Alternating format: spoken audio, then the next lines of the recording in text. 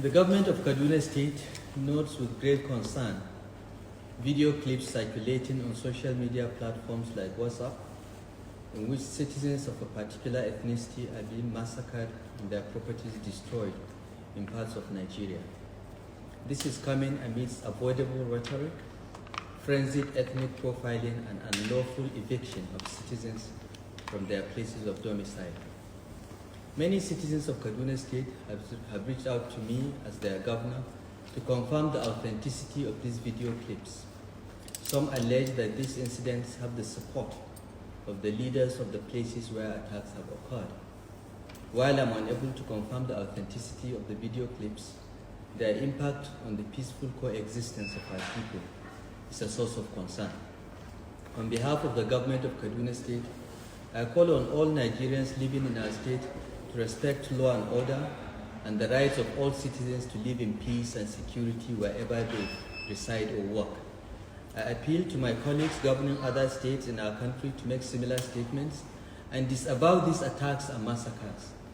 We must avoid anarchy and vigorously promote the rule of law and the right of all citizens to life, liberty, and livelihoods wherever they choose to reside.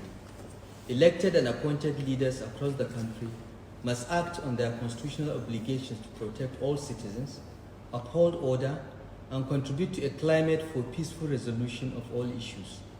In Kaduna State, we are learning from decades of unfortunate and needless experiences. We have faced the tragic manifestations of the indigenous settler divide. This has been compounded by criminal activities that often have fatal consequences. But the victims of criminal actions like banditry and kidnapping in our state cut across all ethnic and religious groups. We have resisted the attempt to tar all members of any ethnic group for the criminal actions of some of their members.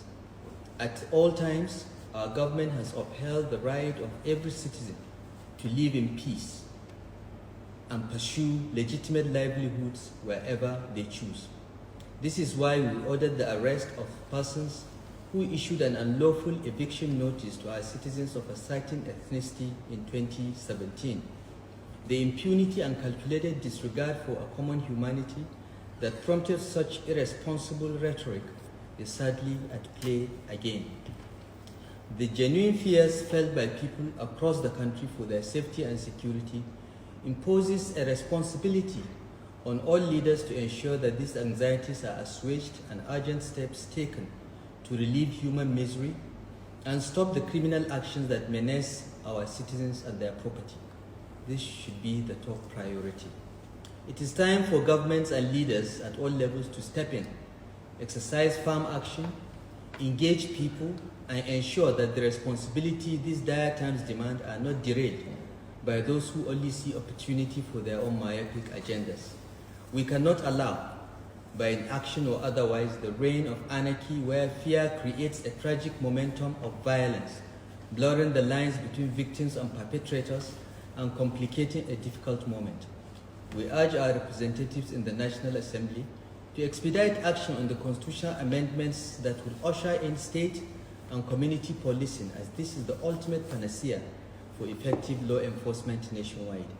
We should not allow the criminal actions of insurgents and bandits to tear our country apart. We should not be seduced into the dangerous passion of blaming innocents, declaring them guilty of the crimes of others, evicting them, killing and destroying their property. In difficult times, we must uphold the right of everyone to live with security and safety. The frenzy of ethnic labeling makes solutions difficult and can only guarantee disorder, violence, and pain. Governments and security agencies must rein in all non-state actors, tackle hateful rhetoric, and protect all communities. Those that engage in criminal acts must be arrested and prosecuted without regard to their ethnic or religious persuasion. Civic leaders across ethnic and religious lines in all our communities should also help calm the heated passions of the moment, lest the few destroy the many, turning victims of crime against each other to the delight of those who do not mean our country well. We cannot quench one fire by setting more places ablaze. Let us reject the path of disorder marginalize, expose, and prosecute all criminals and promote peace. Thank you, and God bless Kaduna State. God bless the Federal Republic of Nigeria.